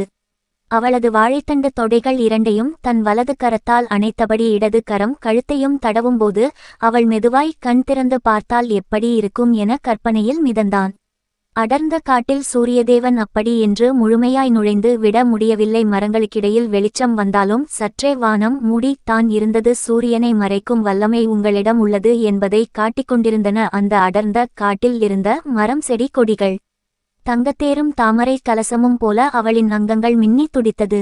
இதையெல்லாம் மிக அருகில் இருந்த பார்த்த அவன் சும்மா இருப்பானா? அவன் மனம் அனலில் இட்ட புழுவாய் துடித்தது. காட்டிலிருந்த ஈரமான பூமியின் குளிர்ச்சி அவனை கவர்ந்து இழுத்தது. தன் இரு கைகளையும் கட்டிக்கொண்டு நீண்ட நேரம் அந்த அழகிய ஒரு பெரிய மரத்தில் ஏறி அமர்ந்து அவளது அழகை ரசித்துக் கொண்டிருந்தான். இதமான காற்று அவனை கவ்விக்கொண்டது. அவள் அழகை மனக்கண்ணில் ஓட விட்டான். யாரும் அவன் முகத்தை மெல்ல மெல்ல மயிலிறகால் வருடி கொடுக்கிற மாதிரி இருந்தது இது. அப்பேரழகியின் பூங்கரமாக இருக்குமோ? ஒரு கணம் அவனுள் சிலிர்ப்பு ஏற்பட்டது. கண்களை விழித்து பார்த்தான். அரசி எழுந்துவிட்டாள் என்று கேள்விப்பட்டு வேட்டைக்காக வந்த படை வீரர்கள் ஓடோடி வந்து அவளை சூழ்ந்து கொண்டார்கள். ஆதம் கானும் அவளின் மேய்க்காப்பாளன் ஒருவன் மட்டுமே இருந்தனர். அப்போது குஜராத் கொள்ளையர்களை துரத்தி பிடித்து விட்டு தம் படைகளை ஆக்ராவிற்கு அனுப்பிவிட்டான். ஆனாலும் அவனிடம் துணிச்சல் இருந்தது. முரட்டுத்தனமும் அவன் உடன்பிறப்பன்றோ? அரசியை மெல்ல நெருங்கினான் ஆதம் கான். ஓடி வந்த படை வீரர்கள் அவனை சூழ்ந்து கொண்டார்கள். அவன் உடைவாளை உருவதற்கு முற்படும் முன் சில வீரர்கள் அதை அவனிடமிருந்து கைப்பற்றிக் கொண்டார்கள். நிராயுதபாணியாய் ரூப்மதி முன்பாக நிறுத்தினார்கள் வீரர்கள். அவனது நோக்கத்தையும் பார்வையும் வெகு எளிதில் புரிந்து கொண்டாள் அந்த புத்திசாலி ராணி. யாரும் எதிர்பாரா நேரத்தில் பளார் என ஒரு அறை ஆதம் கானின் கன்னத்தில் விட்டாள் அரசி. கணநேரத்தில் பெறப்பட்ட அறையினால் சற்றே நிலைகுலைந்தான் ஆதம் கான். காபூலுக்கு தெற்கே வரலாறு காணாத அளவுக்கு பிரமாண்டமான பெரியதொரு சாம்ராஜ்யத்தை நிறுவியிருக்கும் அக்பர் சக்கரவர்த்தியின் படைத் தலைவர்களுள் ஒருவரான ஆதம்கானுக்கு இப்படிப்பட்டாதொரு சோதனையா? அக்பர் எவ்வளவு பெரிய மாமன்னர், பராக்கிரமசாலி, படை வளத்திலும் சரி, செல்வாக்கிலும் சரி, வீரத்திலும் சரி, ஒப்பாரும் மிக்காரும் இல்லாத பாதுஷாவின் படைத்தளபதி தன்னந்தனியாக ஒரு பெண்ணை மடக்கி அவளை அடையத் துடிக்கும் அதிசயம். அந்த இக்கட்டான நேரத்திலும் மால்வாத் தேசத்தின் வீரர்கள் தன்னை கைது செய்ய துடியாய் துடித்து கொண்டிருந்த நேரத்திலும் அரசியையும் அவளது அழகையும் ரசிக்கவே முற்பட்டான் ஆதம் கான். ரூப்மதியின் விழிகளின் மேலாக சாட்டையாக வளைந்திருக்கும் புருவங்களும் மெத்தென படர்ந்து விரிந்த தோள்களும் ரவிக்கையின் கீழே சிவந்த பட்டாக தெரியும் இடையும் கால்களை மடித்து ஆட்டியவாறு நின்று கொண்டிருந்த உயரமும் பொன்னிற கழுத்தையும் காண காண தாம் ஆபத்தில் இருக்கிறோம் என்பதையும் மறந்தவனாய் அரசியை அணுவாய் ரசித்துக் கொண்டிருந்தான். உச்சத்து நட்சத்திரங்கள் உருண்டு விழுந்தாலும் அவனது காமப்பார்வை அடங்குவதாய் காணும். இதுவரை அவள் முயல் வேட்டையில் தான் ஜெயித்து இருக்கிறாள். ஆனால் இதுவே புலிவேட்டை அல்லவா? எறும்பின் வாய் அரிசியை கவ்வும், ஆனால் அதுவே வெள்ளக்கட்டியை கவ்வி இழுக்க முடியுமா? இந்த நாயை அடித்து விரட்டுங்கள் என்று அரசு கூறவே ஆதம் கானை இரத்த காயம் இரணகாயமாக்கி அந்த காட்டிலேயே போட்டு விட்டு போய்விட்டார்கள் மால்வாத் தேசத்திற்கு ராணியும் வேட்டைக்குச் சென்றிருந்த வீரர்களும். இந்த நிகழ்வு ஆதம் கானின் மனதில் ஆழ பதிந்திருந்தது. ஒருவனிடம் அடிவாங்கி இருந்தாலும் பரவாயில்லை என மறந்துவிடுவார்கள் ஆண்கள். ஆனால் அவர்கள் பெண்களிடம் அடி வாங்கினால் அவ்வளவு சீக்கிரத்தில் மறந்து விடுவார்களா? அவர்கள் உள்ளம் அவனை பழிவாங்க துடிக்காதா? போருக்கும் ரமலான் மாதத்துக்கும் என்ன சம்பந்தம்? கசாப்பு கடைக்காரனின் பக்கத்தில் குரான் ஓதுவது போல என பலவாறு சிந்தித்தான் ஆதம் கான். மீது படையெடுக்க தன் தாய் மகம் அனக மூலம் பாதுஷாவின் சம்மதம் பெற்று இருந்த ஆதம் கான் ரமலான் மாதத்தில் போர் தொடுப்பது என்பது இஸ்லாத்துக்கு எதிரானது என ஹஜ்ரத்கள் பலர் அவரிடம் போர் ஒரு சில மாதங்கள் தள்ளி வைக்கப்பட்டிருந்தன. இதை நன்கு அறிந்திருந்தாலும் ஆதம் கானின் அவசரமும் அவன் ரூப்மதியின் மீது கொண்ட காதலும் அவனை சும்மா இருக்க விடவில்லை. ரூப்மதியை அடைய வேண்டும், அவளை ஆசை தீர அனுபவிக்க வேண்டும் என்ற வெறி அவனை நாளுக்கு நாள் நிலை குலையச் செய்தது. நாம் எவ்வளவு தவறு செய்கிறோம், பாவம் செய்து விடுகிறோம். அதற்காக நாம் மன்னிப்பு தேடுவதில்லை. மன்னிப்பு நாமாக தேடிக்கொள்ள மறந்து இருக்கிறோம். அதனால் அல்லாஹூத்தி ஆலா எல்லா சிருஷ்டி பொருள்களையும் சமுத்திரத்திலுள்ள மீன்களையும் நமக்காக துஆ செய்ய, பிழை பொறுக்க தேட ஏற்பாடு செய்கிறான். அதுமட்டுமின்றி புனித ரமலானில் பாவம் செய்ய தூண்டும் வகைகளையும் விலக்கி விட்டு சமுத்திரத்தில் தூக்கி எறிந்து விடுகிறான் என்று ஒரு ஹஜ்ரத் உறக்க கூறிக்கொண்டிருந்தார். மென்காற்றில் அலை அலையாய் பலர் காதில் விழுந்தது இந்த சொற்பொழிவு. இந்த வாசகம் ஆதம் கானின் காதில் விழுந்தாலும் செவிடன் காதில் சங்கு ஊதிய கதையாகவே அவனின் மனநிலை. கடவுளா காமமா என அவனிடம் அவனின் மனம் ஆராய்ந்தது. அவனது இளமை அவனின் கருத்த உதடுகளை முன்னுரிமை தந்து ஆக்ராவில் பாதுஷா இல்லாத நாடாக இயங்கிக் கொண்டிருந்த ஆதம் கானுக்கு அந்த சந்தர்ப்பம் கிடைத்தது. ரமலான் மாதத்தில் பல மசூதிகளை கட்டி திறப்பு விழா செய்து கொண்டிருந்தார் பல ஊர்களில் பாதுஷா. அப்படி ஒரு கிராமத்திற்கு சென்றிருக்கும்பொழுது பாதுஷாவிடமும் ரமலான் மாதத்தில் அனுமதி பெறாமல் படையுடன் மால்வாவை நோக்கி புறப்பட்டு விட்டான். ஆதம் கான் சாம்ராஜ்யம் தொடரும்.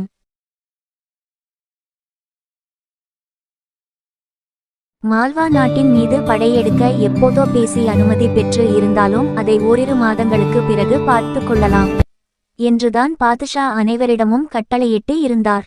ஆனால் நடந்ததோ முற்றிலும் வேறாக இருந்தது. என்ன, தான் தனது தாய் மகம் அனாக பாதுஷாவை வளர்த்திருந்தாலும் சட்டத்தை தன் இஷ்டத்துக்கும் வளைத்து கொள்கிறோமே என்று சிறிது கூட எண்ணாமல் எந்த துன்பம் வந்தாலும் தன் தாய் பார்த்து கொள்வாள் என்கிற அசைக்க முடியாத ஆசையினால் செக்கன்ஷாவின் அனுமதி இல்லாமலேயே புறப்பட்டு விட்டான். தமக்கு வேண்டிய படைகளை மட்டும் நடத்தி கொண்டு ஆதம்கான். இந்துஸ்தானி படைகள் தான் என்றாலும் அதில் 3/4 பாகம் ஆதம்கானால் நியமிக்கப்பட்டவர்களே. அவர்கள் அனைவரும் ஆதம்கானின் விசுவாசிகளே. மறுநாள் போர்வீரர்களுக்கு மால்வா நாட்டிற்குச் சென்றதும் எப்படி நடந்து கொள்ள வேண்டும் என்று அன்று முகாமில் தங்கியவர்களுக்கு கட்டளையிட்டான். ஆதம்கானின் உதவி படை தளபதிகள் 2 இருந்தனர். அவர்கள் இருவருமே சிறந்த போர் வீரர்கள். ஆனால் நல்ல இதயம் இல்லாதவர்கள், கொடுங்கோலர்கள். ஜலாலுதீன் முகமது அக்பருக்கு எதிராக எப்போது வேண்டுமானாலும் தங்களை மாற்றிக்கொள்ளும் அசகாய சூரர்கள் அவர்கள். பணம், பதவி, தங்கம் தான் அவர்கள் வாழ்வின் லட்சியமே. சாதாரண சிப்பாயாக இருந்தவர்கள் அவர்களில் ஒருவன் மீரான், இன்னொருவனின் பெயர் சிராஜ் ஆகும். எப்போதும் சுறுசுறுப்பாய் எதையாவது ஒரு பணியை செய்து கொண்டே இருப்பார்கள் அவர்கள் இருவரும். சுறுசுறுப்பு இருக்கும் இடத்தில் அங்கு சோம்பலுக்கு என்ன வேலை? ஓடிக்கொண்டிருக்கும் நதி நீரை தானே வேடிக்கை பார்ப்பார்கள் மக்கள். அப்படித்தான் மீரானும் சிராஜும் ஆதம் கானின் கண்களில் பட்டவர்கள். அவர்கள் இருவருமே ஒருநாள் அழைத்து பேசினார். நீங்கள் இருவரும் ராஜ்யத்திற்கு விசுவாசமாய் இருக்கிறார்களோ இல்லையோ, எனக்கு மட்டுமே விசுவாசமாய் இருந்தீர்கள் என்றால் உங்களுக்கு உதவி கிடைத்து கொண்டே இருக்கும் என்று ஆசை வார்த்தைகள் கூறி அவர்களை அவனுக்கு அடிமையாக்கினான். அன்று முதல் அவனுக்கு மட்டும் சேவகம் செய்யும் அடிமையாய் மாறினார்கள். அதேபோல் தாம் கூறிய வாக்குப்படி அவர்களின் இருவருக்குமே படிப்படியாய் பதவி உயர்ந்து கொண்டே போனது. ஒரு கட்டத்தில் உதவி படைத்தளபதி வரை அவர்களின் பதவி வந்து நின்றது. அதிலும் ஆதம் கானுக்கே உதவி படைத்தளபதி ஆனார்கள். அக்பர் பாதுஷாவின் மீது அவர்கள் பொறாமை கொள்ள காரணமே அவர் இந்துக்களுக்கு பல சலுகைகளை கொடுத்ததுதான். அதெப்படி முகமதியர்களுக்கு சமமாக இந்துக்களை அவர் நடத்தலாம் என்று பாதுஷாவின் மீது ஆரம்பத்திலேயே வஞ்சினம் கொண்டிருந்தார்கள். ஆதம் கான் அக்பருக்கு எதிராக வெளிப்படையாக இல்லாவிட்டாலும் உள்ளுக்குள் பல தீய செயல்களைச் செய்து கொண்டுதான் இருந்தான். அவன் செய்யும் தீய செயல் தோடர்மால் போன்ற உண்மை விசுவாசி அமைச்சர்களுக்கு தெரிய வரும்பொழுது பழியை வேறு ஆள் மீது தூக்கி போட்டு மிக எளிதாய் தப்பித்து விடுவான். ஆதம் கான் படைத்தளபதி தங்க முகாம் அமைக்கப்பட்டு இருந்தது. அது பாதுஷாவுக்கு முகாம் அமைக்கும் பணியினை செய்து கொண்டிருந்த இஸ்மாயில் என்பவனால் அமைக்கப்பட்டிருந்தது. அக்பர் ஒரு போர் விரும்பி. அவருக்கு பிடித்ததெல்லாம் போர் புரிவது, குதிரை ஏற்றம், அதோடு யானையில் இருந்தபடியே பந்து விளையாடுவது, ஓடும் குதிரை மீது தாவி ஏறுவது போன்றவைகள்தான் மிக அதிகமாய் பிடிக்கும் வேட்டை பிரியரும் கூட. எப்போதாவது ஓவியம் வரைவார். எதையாவது ஒன்றை பார்த்து விட்டார் என்றால் அதை தத்துவரூபமாக வரைவதில் வல்லவர். அதேபோல் இசை பிரியரும் கூட. இதிகாசங்களிலும் இலக்கியங்களிலும் அதிக பிரியம் கொண்டவர். எழுத படிக்கத்தான் தெரியாது தவிர மற்றபடி அவரை இந்த பிரபஞ்சத்தில் வெல்ல எவராலும் முடியாது. அப்படிப்பட்ட பாதுஷாவிற்கு முகாம் அமைப்பாளரான இஸ்மாயில் கைதேர்ந்த ஒரு கலைஞன் என்றால் அது மிகையாகாது. சக்கரவர்த்திக்கு சகல வசதிகளுடன் முகாம் அமைப்பான் இஸ்மாயில். ஆதம் கானுக்கு அமைக்கப்பட்டிருந்ததும் அப்படித்தான் இருந்தது.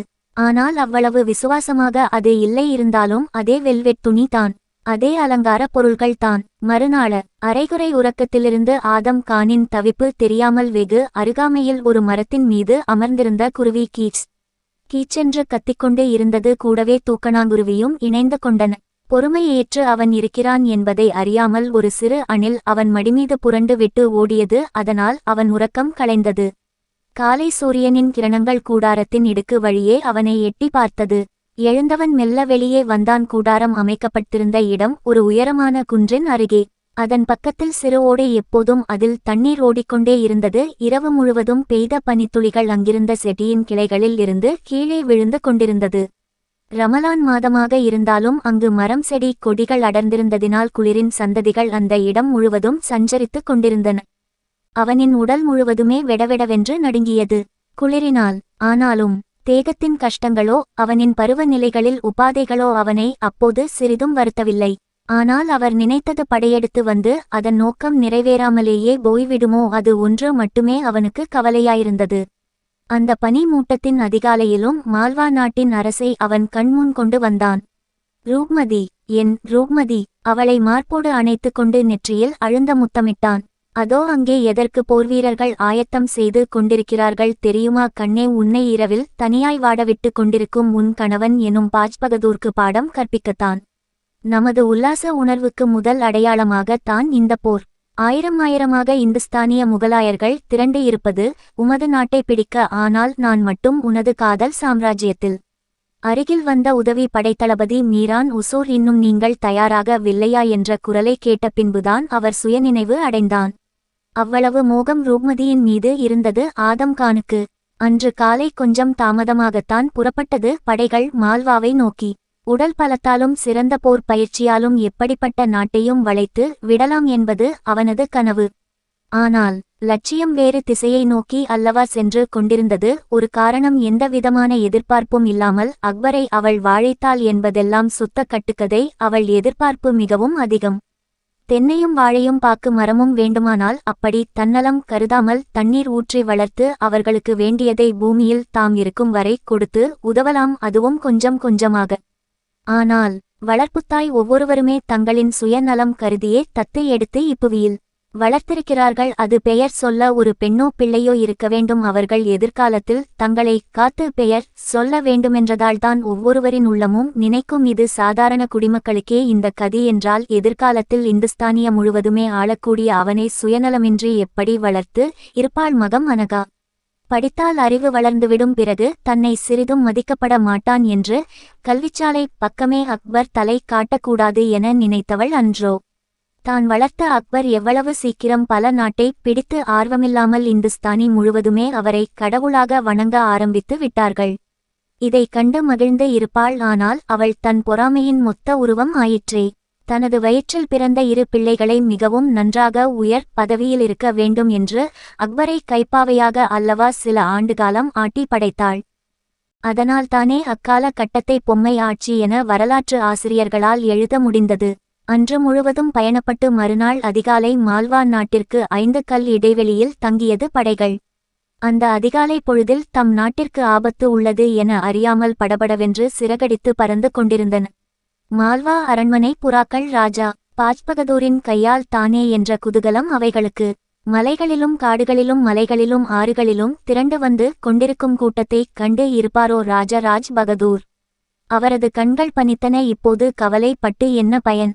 என்னதான் கலையை ரசிக்கும் கலா ரசிகனாக இருந்தாலும் தாம் ஏற்ற படைப்புகளுக்கு தக்கபடி தானே நடித்தாக வேண்டும். அப்போதுதானே நாடகமே சோப்பிக்கும், பார்க்கின்ற மக்களின் கண்களுக்கும் விருந்தாகும்.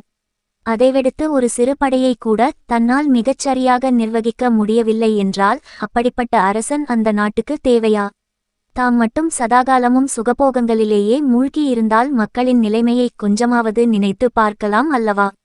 அரசன் எப்போதும் மதுவுக்கும் மாதுவுக்கும் அடிமையாக கூடாது. அப்படியிருந்தால் அவர்கள் நாசம் ஆவதுடன் அவர்கள் நாட்டு மக்களும் அல்லவா துன்பத்திற்கு ஆளாகுவார்கள். அதோடு நாடு மாற்று அரசனிடம் அல்லவா சென்றுவிடும். ராஜ்பகதூர் நாட்டை செம்மையாக நிர்வாகம் செய்வதிலும் படைகளை திரட்டி போர் புரிவதிலும் விருப்பம் காட்டியிருப்பது. ஆனால் இந்நேரம் வழியிலேயே எதிரி படைகளை தடுத்து நிறுத்தி நிர்மூலமாக்கியிருப்பார் அன்றோ. அவரது வலிமையற்ற இந்த நிலை ஆதம் கானுக்கு சாதகமாய் அல்லவா போய்விட்டது. 5 கல் தொலைவில் முகாலய படைகளை நிறுத்தி விட்டு தம் உதவி படைத்தளபதியான இருவரையும் அழைத்து மால்வா நாட்டின் தற்போதைய நிலை என்ன என அறிந்து வர அனுப்பினான்.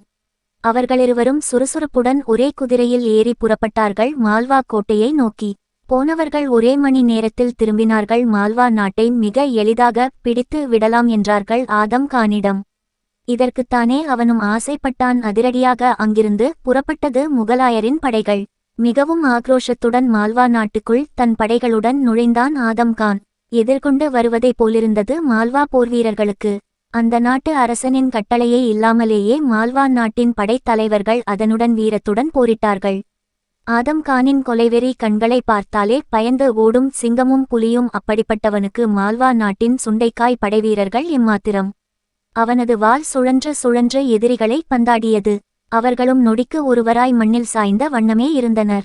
அதே சமயம் அரண்மனையின் அந்தபுரத்தினுள் ரூப்மதி உறங்கிக் கொண்டிருந்தாள். வெளியில் நடைபெற்று கொண்டிருக்கும் கலேபரம் தெரியாமல் அவள் கண்விழித்து சாளரத்தின் வழியே வெளியில் பார்த்தபோது, ஐயோ அப்பா அம்மா விலகி ஓடுங்கள் என்று அரண்மனையில் சிப்பாய்கள் இங்குமங்கும் ஓடிக்கொண்டிருந்தார்கள் உரத்த குரல் கொடுத்து.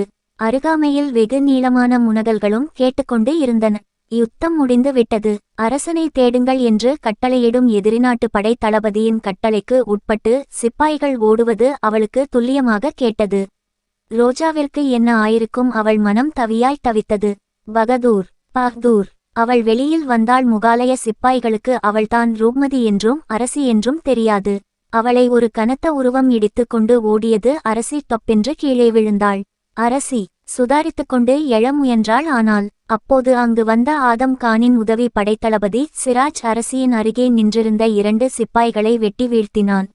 அவர்கள் இருவருமே கீழே விழுந்து கிடந்த அரசியின் மீது விழுந்தார்கள். தலைகள் வெட்டப்பட்ட நிலையில் அவள் எழுந்திருக்க முயன்றாள். உயிர் போகுவது போல் அவளது பூவுடல் வலித்தது. பலர் தங்கள் உயிரை காத்துக்கொள்ள அவள் மேனி ரணமாகி இருந்தது. அப்போது நெற்றியைத் தொட்டால் இரத்தம் வழிந்தது. தொலைத்ததால் மெதுவாக இரத்தம் வழிந்தது. அது அவள் இரத்தம் அல்ல, அவள் மீது விழுந்த 2 வீரர்களின் இரத்தம். அந்தச் சடலங்களை தள்ளிவிட்டு மெல்ல எழுந்தாள் அரசி.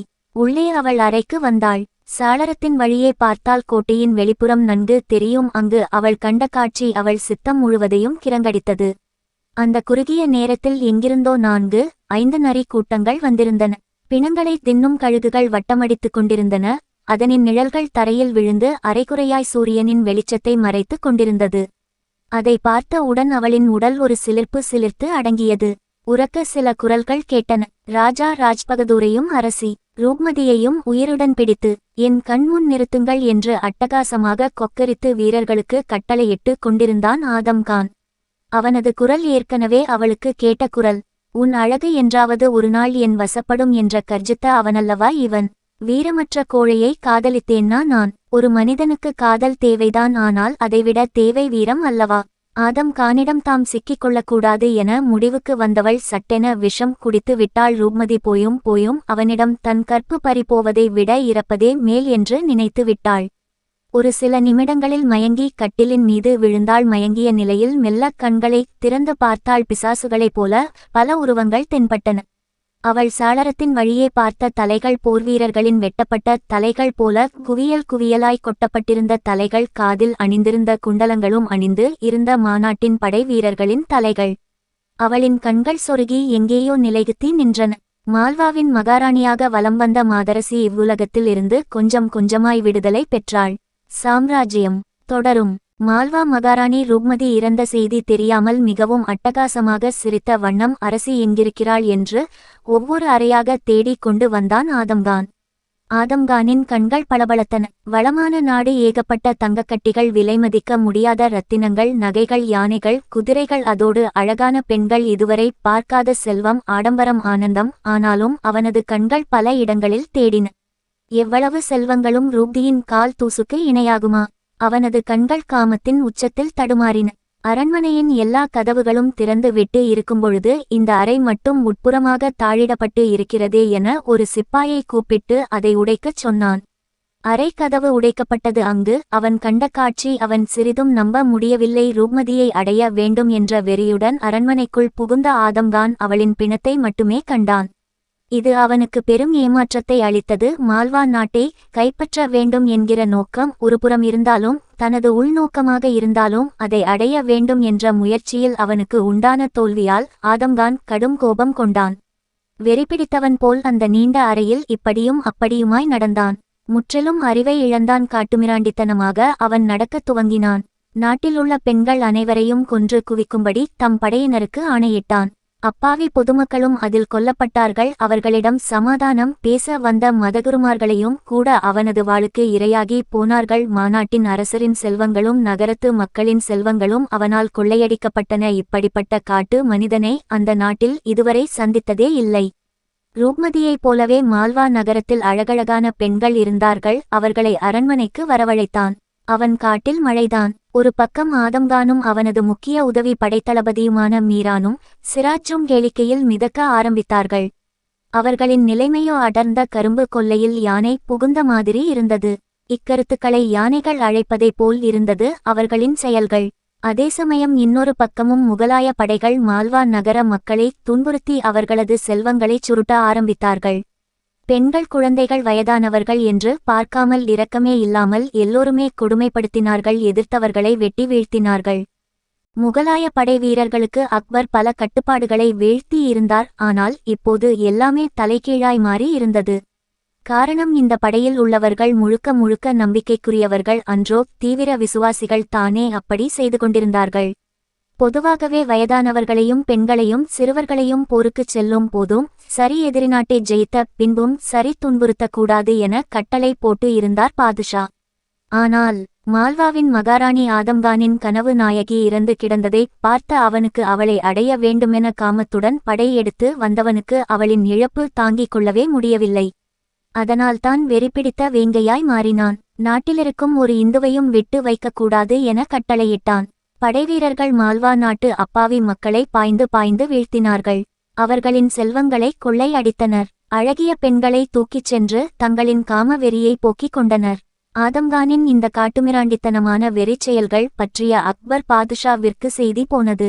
விபரத்தை கேள்விப்பட்டதில் இருந்து அவரின் மனம் ஒரு நிலையில் இல்லை. இது என்ன அடாத செயல்! நாட்டை ஜெயித்து அதை பிடித்தோம், அரண்மனைக்கு முக்கியமான ஒரு உதவிப்படை தளபதியை காவலுக்கு போட்டோமா, ஆக்ராவை நோக்கி வந்தோமா என இல்லாமல் இப்படிப்பட்ட இழி செயல்களை செய்து கொண்டிருக்கிறான் என அவரின் இரத்தம் கொதித்தது. என்ன செய்யலாம் என அவசரமாக அமைச்சர்கள் கூட்டத்தை கூட்டினார்.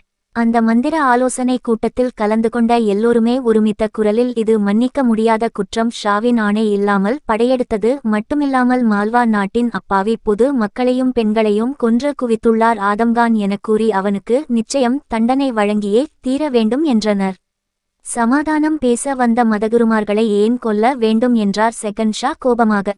ஆலோசனை கூட்டத்தில் அமைச்சர்கள் மனநிலை முடிவெடுக்கப்பட்டு அதற்கான எப்படியும் தானே சென்று சிறைப்பிடிக்க வேண்டும் என கருதி முக்கிய பெரும் படைவீரர்களை மட்டும் அழைத்து கொண்டு கிளம்பிவிட்டார் பாதுஷா. மால்வா அரண்மனை மிகவும் அழகாக அற்புதமாக கலை ரசனையுடன் கட்டப்பட்டு இருந்தது. அதன் அரசர்கள் தான் மிகுந்த கலாரசிகர் ஆயிற்றே. தினமும் சபா மண்டபத்தில் ஆடலும் பாடலும்தான். ஆதம்கானை காண உதவிய தளபதிகளுக்கும் கொண்டாட்டத்திற்கு சிறிதும் குறைவில்லை. அக்பர் எங்கு இருக்கிறார்? அப்படி ஒரு பேரரசர் இருக்கிறாரா என்று கொஞ்சமும் நினைக்காமல் ஆட்டம் போட்டு கொண்டிருந்தான், வரப்போகும் ஆபத்தை அறியாமல். எவ்வளவு தான் ஒரு மனிதன் ஆடினாலும் எல்லாம் வல்ல அல்லாஹ் இருக்கிறார் அல்லவா, அவர் பார்த்து கொண்டு சும்மாவாய் இருப்பார். ஏராளமான பெண்கள் நடனம் ஆடினாலும் அவர்களில் பேரழகு வாய்ந்த இரு பெண்கள் சுகுணா தேவியையும் சௌந்திரா தேவியையும் ஆதம்கானல் சிறிதும் மறக்க முடியவில்லை. அதில் ஒருவள் சௌந்திராதேவி. அவனை அவள் சந்தித்த விதமே ஒரு கலைபொக்கிஷம் எனலாம். ஆதம்கான் ஒரு நாள் மாலை கொஞ்ச தூரம் சென்று வரலாம் என்று குதிரையில் புறப்பட்டான். கட்டவிழ்த்துவிடப்பட்ட குதிரை ரொம்ப நாளைக்கு பிறகு வேகமாக ஓடத் துவங்கியது. மால்வா தேசத்தில் குதிரை கொட்டடியில் கட்டப்பட்டு புல்லை தின்று விட்டு தினவெடுத்து போயிருந்தன அவனது குதிரை. சுமார் 20 மைல் தூரம் சென்றிருக்கும் குதிரை அப்போது எதிர்பாராத விதமாக புல்கட்டை பார்த்து சட்டென்று நின்றது. அதில் நல்ல தேக்கு கட்டைகள் சிறிது சிறிதாக வெட்டப்பட்டு புல்கட்டில் சொருகி இருக்கவே திடீரென்று நின்ற குதிரை மீது மோதி விட்டாள் ஒரு பெண். அந்த மஞ்சள் வெயிலில் கண்மண் தெரியாமல் புல்லுக்கட்டு தன் ஒரு பெண் மோதியதால் திடீரென்று பூமியில் விழுந்தான். விழுந்தவன் தன் தலையை தூக்கி எதிரே கோபத்துடன் அவளை முறைத்தான். விழுந்ததுதான் மட்டும் அல்ல என்பதை பொழுதில் உணர்ந்து கொண்டான். சற்று தூரத்தில் எதிரே சுவர்ணம் பிம்பம் போன்றதொரு ஒரு கட்டழகி நிலத்தில் விழுந்து கிடந்தாள். விழுந்தவன் கோபம் தலைக்கேறி அவளை தீக்குழம்பு கண்களுடன் பார்த்தவன் அப்படியே ஸ்தம்பித்து கிடந்தான் பூமியிலேயே. காரணம், அவளது அழகு அவனை நிலைகுலைய செய்தது. அந்த சமயத்திலும் எதைப்பற்றியும் கவலைப்படாமல் அப்பெண் மிகவும் உயரமாக இயற்கையின் அழகு அத்தனையும் பெற்றவளாய் சிற்பக்கொடி போல் கிடந்ததை ஆதம்கான் கவனித்தான்.